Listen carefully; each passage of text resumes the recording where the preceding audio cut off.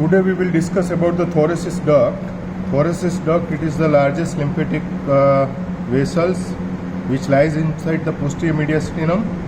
It starts into the upper part of the abdomen, and it at the just upper part of the abdomen at the level of L1 or T12 vertebra. It is cisterna chyli, and it is lies inside the thorax as well as inside the neck, and it is open at the junction of the subclavian and interjugular vein. It makes the brachiocephalic vein. This junction, there is an opening of the thoracic duct. This is the thoracic duct. It is nearly 45 centimeter in length, 5 mm in width, and it enter inside the thorax from the abdomen along with the aortic opening, and it enter between the azygous vein and thoracic duct. Azygous vein lies on the right side and aorta on the left side. In between it enter, and it is beaded in appearance. It is beaded because of the numerous valve inside the thoracic duct. So at the level of fifth vertebra, it crosses from left to right side partially, but it is nearly straight like, and inside the neck it arches laterally opposite the transverse process of the C7 vertebra. At the C7 vertebra at that level behind to the thoracic duct, and terminate into the jugulo-subclavian angle where there is a formation of the left brachiocephalic vein. So here it is the end of the thoracic duct. At the aortic opening, relations anteriorly by the diaphragm. Here you can see this is anteriorly by the diaphragm, and posteriorly by the T12 vertebra. Here this is a vertebra, T12 vertebra on the posterior aspect. On the right side by the azygous vein, and left side by the aorta. Inside the posterior mediastinum, relations anteriorly by the diaphragm and esophagus. Here this is anteriorly there is a esophagus, and there is a posteriorly vertebral column. This is the posteriorly vertebral columns, and also posterior intercostal vessels. Here you can see these are the posterior intercostal vessels which lies posterior to the thoracic duct. Posterior intercostal vessels. These are the posterior intercostal vessels which lies behind to it, and terminal part of the hemiazygous vein. Here you can see this is a hemiazygous vein which is open inside the azygous vein.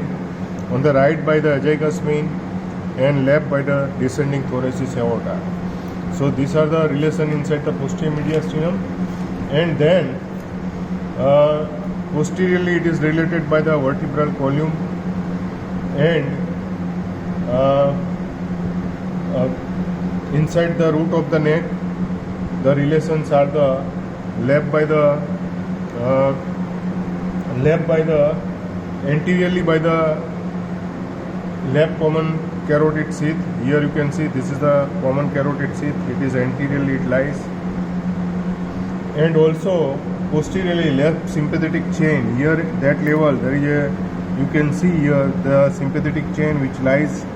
I will not dissect the sympathetic chain, but this is a sympathetic chain, and vertebral artery and scalenus anterior muscles which lies on the posterior side of the thoracic duct.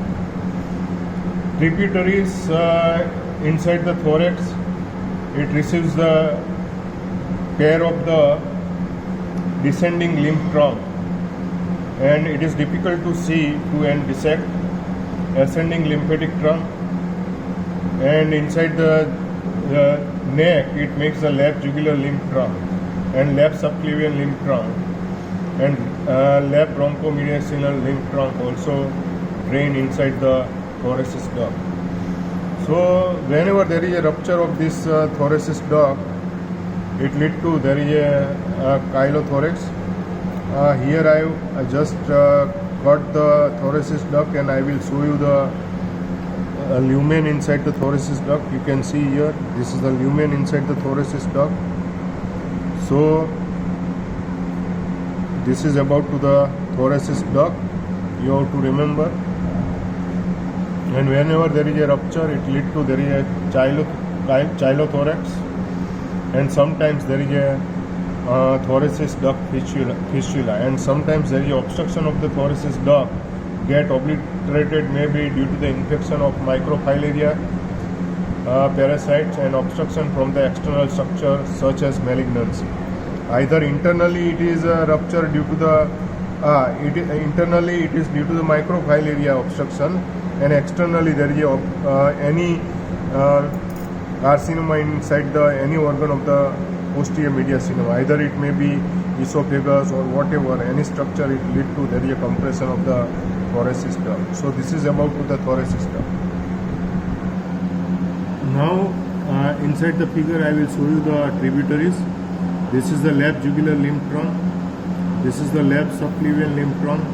This is the left bronchomediastinal lymph trunk. These are the three lymph trunk which is open at the terminal part of the thoracic duct. This is the thoracic duct, and this is the beginning of the thoracic duct. It is called the cisterna chyli, and it also draining inside the posterior mediastinum. It is draining the descending thoracic lymph trunk, and inside the abdomen it drains the intestinal lymph trunk, left lumbar lymph trunk, external iliac lymph trunk, and internal iliac lymph trunk. Inside the cisterna chyli, both right and both left, both are the enter inside the cisterna chyli.